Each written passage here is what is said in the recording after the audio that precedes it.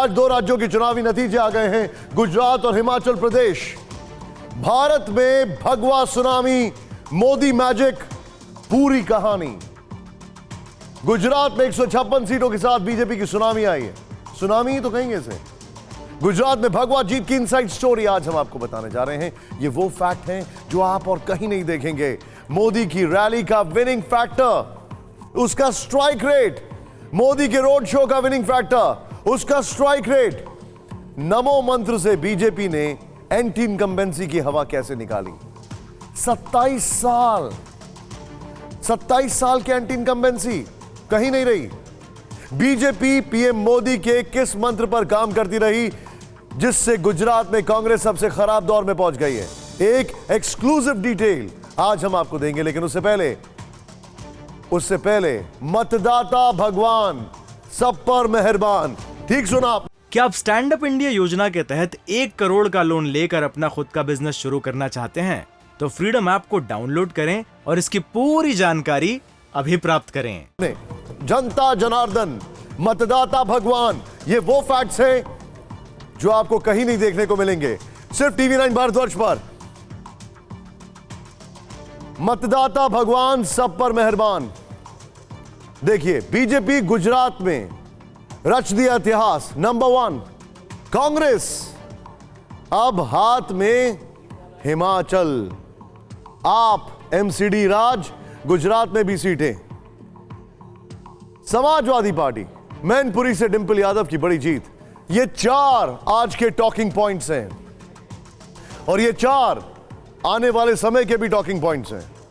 पहली बड़ी खबर, गुजरात में पीएम मोदी की वजह से बीजेपी ने पिछले सारे रिकॉर्ड ध्वस्त किए और जब नतीजे ऐसे आए तो पीएम मोदी ने गुजरात की जनता का आभार व्यक्त किया और विरोधियों पर जमकर हमला बोला।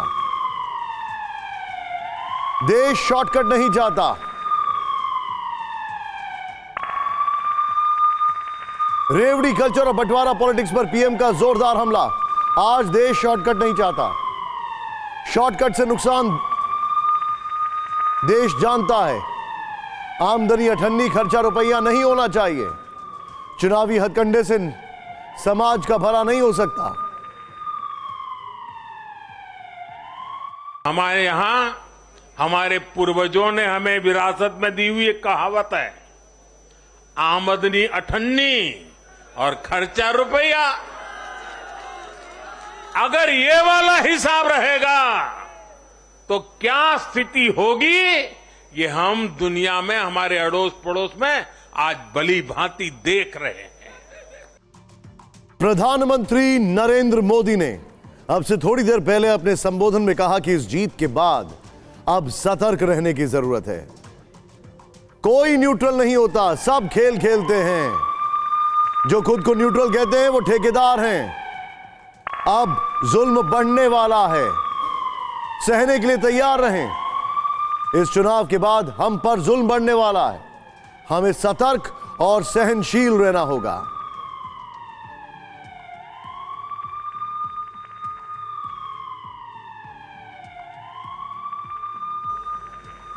पिछले कुछ चुनावों का एक बड़े कैनवास पर एनालिसिस करना चाहिए कि जो अपने आप को न्यूट्रल कहते हैं, जिनका न्यूट्रल होना जरूरी होता है, वो कहां खड़े होते हैं, कब कैसे रंग बदलते हैं और कैसे कैसे खेल खेलते हैं, वो अब देश को जान लेना बहुत जरूरी है, बहुत जरूरी है।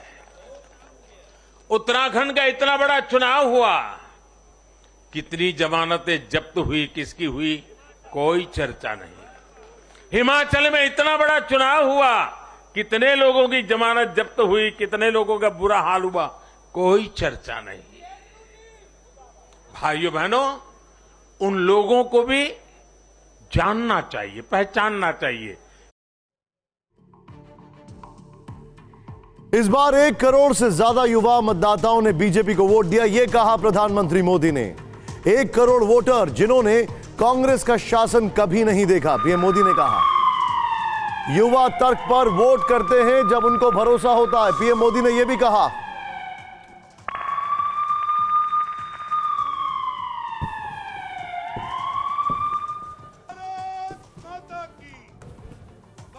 यानी सीधे तौर पर प्रधानमंत्री मोदी ने साफ कर दिया कि इस बार उस जनरेशन ने वोट किया जिन्होंने कभी भी कांग्रेस का शासन नहीं देखा है, लेकिन फिर भी गुजरात में फिर भी बीजेपी को वोट किया है।